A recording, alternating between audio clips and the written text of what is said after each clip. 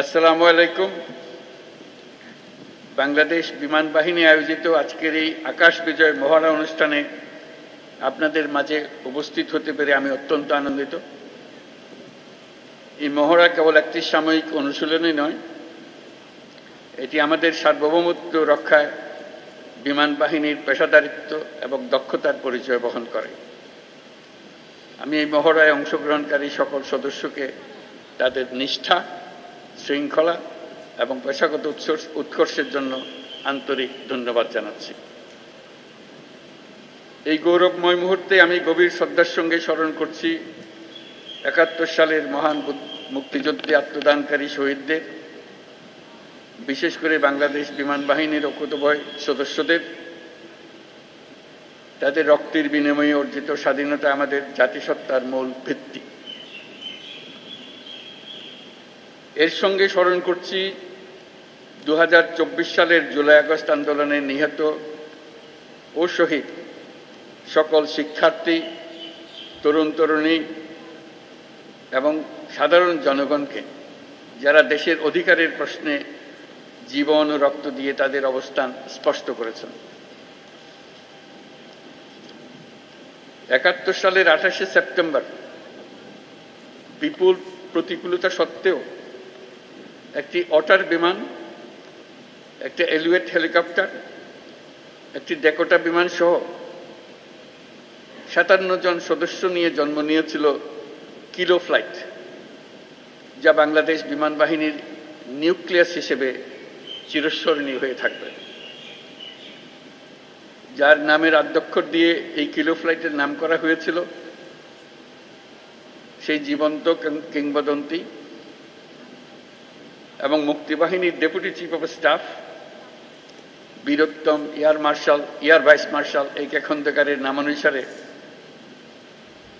সম্প্রতি এই বিমান ঘাঁটির নামকরণের মাধ্যমে আমরা তাকে প্রাপ্য সম্মান দেওয়ার চেষ্টা করেছি। বর্তমান বিশ্বের দ্রুত পরিবর্তনশীল প্রযুক্তির সাথে তাল মিলিয়ে চলার জন্য আন্তর্জাতিক মানসম্পন্ন প্রশিক্ষণ ও অনুশীলন অপরিসীম গুরুত্ব বহন করে। এই প্রেক্ষাপটে বাংলাদেশ বিমান বাহিনীর সদস্যগণ নিয়মিতভাবে বহুমাত্রিক প্রশিক্ষণ কার্যক্রম ও অনুশীলনে অংশগ্রহণের মাধ্যমে নিজেদের জ্ঞান ও দক্ষতাকে যুগোপযোগী করতে সদা সচেষ্ট রয়েছে, যা এই মহড়ার মাধ্যমে আমাদের কাছে স্পষ্ট হয়েছে। দেশের সার্বভৌমত্ব ও স্বাধীনতার প্রতি যে কোনো চ্যালেঞ্জ মোকাবেলায় একটি আধুনিক ও সদাপ্রস্তুত বিমান বাহিনী গড়ে তোলার লক্ষ্যে আমাদের প্রচেষ্টা অব্যাহত থাকবে। বাংলাদেশ বিমান বাহিনী সময়োপযোগী পরিকল্পনা ও দূরদর্শী নেতৃত্বের মাধ্যমে সমসাময়িক ভূ রাজনৈতিক পরিস্থিতি ও কার্যকর আকাশ প্রতিরক্ষার পাশাপাশি বিস্তীর্ণ সমুদ্র এলাকায় নিশ্চিদ্র নিরাপত্তা প্রদানের লক্ষ্যে কাজ করে যাচ্ছে। আমি জেনে খুশি হয়েছি যে বাংলাদেশ বিমান বাহিনী দেশীয় প্রযুক্তি ব্যবহার করে স্বয়ংসম্পূর্ণভাবে বেসিক ট্রেনের বিমান আনম্যান্ড এরিয়াল ভেহিকল তৈরি করেছে, যা বিমান বাহিনীর উদ্ভাবনী সক্ষমতা, আত্মনির্ভরতার প্রতীক।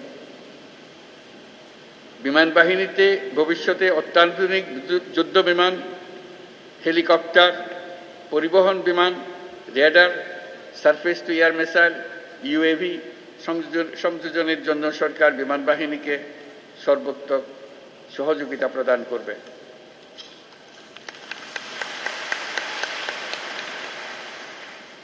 আজকের এই অনুশীলন বাংলাদেশ বিমান বাহিনীর আত্মবিশ্বাস, প্রস্তুতি এবং অর্পিত দায়িত্ববোধের বাস্তব রূপায়ণ। এই জন্য আমি আবারও আপনাদেরকে ধন্যবাদ জানাচ্ছি। এছাড়াও আমি বর্তমানে দেশের বিমানবন্দর সমূহের সুষ্ঠু পরিচালনা ও নিরাপত্তার দায়িত্বে নিয়োজিত বিমান বাহিনীর সদস্যদের ধন্যবাদ জানাচ্ছি। পরিশেষে আমি বিমান বাহিনীর সকল সদস্যদের প্রতি যুগোপযোগী ক্ষমতা অর্জন, দক্ষতা অর্জন এবং পেশাগত কারিগরি সক্ষমতা বৃদ্ধির প্রতি অব্যাহত মনোযোগ বজায় রাখার আহ্বান জানাচ্ছি।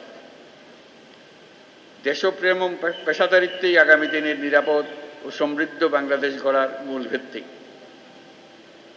আমাদের সকলের ঐক্যবদ্ধ প্রচেষ্টায় আমরা একটা নিরাপদ, উন্নত ও শক্তিশালী বাংলাদেশ গড়ে তুলব ইনশাআল্লাহ।